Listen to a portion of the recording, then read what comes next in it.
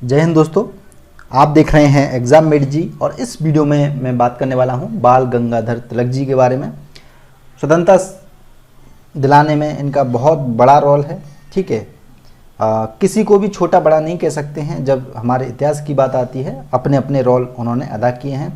तो अभी हाल ही में 13 जुलाई को इनका जन्म दिवस जो है मनाया जाता है। ठीक है, और इनका जन्म महाराष्ट्र में हुआ था। उस समय प्रेसिडेंसी थी महाराष्ट्र और रत्नागिरी जिले में हुआ था। इनका जो पूरा नाम था वो केशव गंगाधर तिलक था। ठीक है, ये कौन थे? एक विद्वान के रूप में भी जाने जाते हैं, गणितज्ञ भी थे और दार्शनिक भी थे, पत्रकार भी थे, समाज सुधारक भी थे और उग्र राष्ट्रवादी एक के रूप में इन्हें जाना जाता है। आपने सुना होगा लाल बाल पाल, तो उन्हीं में से ये एक थे बाल गंगाधर तिलक।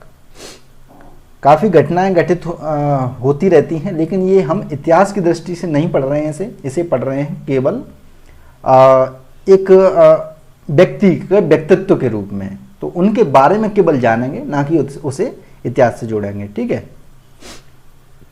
देखिए महत्वपूर्ण क्या है, वो महत्वपूर्ण जो कुछ पॉइंट हैं इनसे रिलेटेड वो मैं बता देता हूँ आपको। पीसीएस एग्जामिनेशन और यूपीएससी में कभी भी पूछे जा सकते हैं और अन्य एग्जाम की तैयारी कर रहे हैं उसमें भी आना लाजमी है। औपनिवेशिक शक्तियों द्वारा प्राय बाल गंगाधर तिलक को भारतीय अशांति का जनक, ठीक है, ये ध्यान में रखना है, भारतीय अशांति के जनक के रूप में संदर्भित किया जाता है। ये किसने कहा था? औपनिवेशिक शक्तियों ने कहा था। ठीक है, किंतु वे स्वराज की बात करने वाले पहले और सबसे मजबूत अधिवक्ताओं में से एक थे। स्वराज की सबसे पहले बात इन्होंने ही करी थी, है ना। महात्मा गांधी जी का तब आगमन हुआ भी नहीं था भारत में, तब से ये आंदोलन चला रहे थे। वैलेंटाइन सिरोल औपनिवेशिक शासन के जो हैं लेखक थे एक तरह से। उन्होंने भारतीय अशांति का जनक भी इन्हें कहा है। भारत में जो अशांति पनपी उस समय, उनका दोषी जो है इनको मानते हैं वैलेंटाइन सिरोल। ठीक है, स्वराज मेरा जन्मसिद्ध अधिकार है और हम इसे लेकर रहेंगे, ये इनका महत्वपूर्ण वक्तव्य है, आप सभी को पता होना चाहिए और होगा। ठीक है, शक्तिशाली राष्ट्रीयकरण आह्वान के रूप में क्रांतिकारियों के लिए इन्होंने ये दिया था, स्वतंत्रता संग्राम के लिए।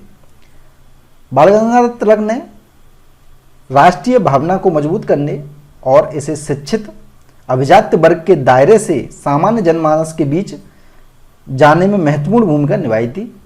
कैसे निभाई थी?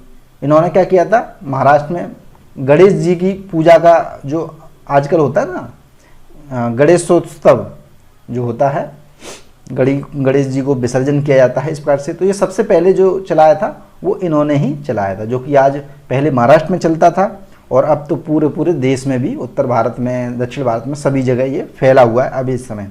तो ये इन्होंने ही सबसे पहले चलाया था। ये क्यों चलाया था? क्योंकि लोग एकजुट होंगे इस बहाने से। ठीक है, एकजुट बहाने से एक होंगे तो लोगों की भावनाएं जो है कहीं ना कहीं एक राष्ट्र के प्रति हो जाएंगी और उन्हें जागृत करना, ठीक है, वो इनका उद्देश्य था। भव्य सार्वजनिक कार्यक्रमों में परिवर्तित करना, ठीक है, जैसे शिवाजी महोत्सव भी इन्होंने चलाया था दक्षिण भारत में, उसमें मुंबई में। अब महत्वपूर्ण पॉइंट है ये बहुत अच्छे से आपको ध्यान में रखने हैं। तिलक जी ने केसरी, द मराठा नामक 2 साप्ताहिक समाचार पत्र हैं ये, ठीक है, साप्ताहिक हैं ये, दैनिक नहीं है। केसरी और मराठा के माध्यम से लोगों में राजनीतिक चेतना को जागृत करने का प्रयास किया था इन्होंने। वर्ष 1908 में इनको केसरी में प्रकाशित लेख के आधार पर राजद्रोह का मुकदमा चलाकर 6 वर्ष के लिए कारावास की सजा देकर मांडले जेल में भेज दिया गया था। मांडले कहाँ पर है? बर्मा में मांडले जेल है, आजकल का म्यांमार, बर्मा। जिसके विरोध स्वरूप मुंबई में कपड़ा मिल मजदूरों ने देश में पहली राजनीतिक हड़ताल की थी। ठीक है, तो बाई चांस प्रश्न आए कि पहली राजनीतिक हड़ताल जो हुई थी वो किसके विरोध में हुई थी? बाल गंगाधर तिलक जी को मांडले जेल भेज दिया गया था, इस कारण से इनको पहली राजनीतिक जो हड़ताल हुई थी, इससे पहले हड़तालें तो होती रही थी लेकिन कोई राजनीतिक रूप से हड़ताल नहीं थी। ठीक है, मांडली जेल में ही इन्होंने क्या किया था, गीता रहस्य नामक एक पुस्तक लिखी थी, यानी गीता के एक तरह से भाष्यकार मान लीजिए, गीता पर ही ये बुक है, तो इस वजह से एक लेखक के रूप में भी जाने जाते हैं।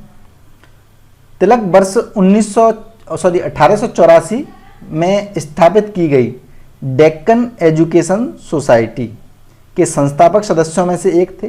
ठीक है, संस्थापक जिन्होंने संस्थापक की थी उन सदस्यों में से ही एक थे। वे शिक्षा को लोकतांत्रिक एवं उदारवादी विचारों के प्रसार में एक गुणक बल के रूप में देखते थे, यानी कि यदि शिक्षा किसी को मिल जाए, ठीक है, हमारे भारतीय लोगों को, तो लोकतांत्रिक और उदारवादी विचार जो है प्रसार होंगे, ये ऐसा इनका मानना था, और जो कि सही था। बाल गंगाधर तिलक जी की मृत्यु 1 अगस्त 1920 में हो गई थी। ठीक है, तो ये छोटा सा ब्रीफ उनका दिया गया है यहाँ पर, और मुझे उम्मीद है आपको काफ़ी इंपॉर्टेंट चीज़ें उनके बारे में जानकारी मिली होंगी, पहले भी पता होंगी, लेकिन एक जगह मिल जाती है तो ज़्यादा बेहतर है। जैसे कोई नया इवेंट आता है तो उस इवेंट को पढ़ लेना ज़रूरी है। नेक्स्ट में आपको चंद्रशेखर आज़ाद जी की जो है जीवनी आपके सामने लेकर आऊँगा, जो कि आपकी परीक्षा की दृष्टि से इम्पोर्टेंट होगी। इस वीडियो को लाइक और शेयर जरूर कर दें।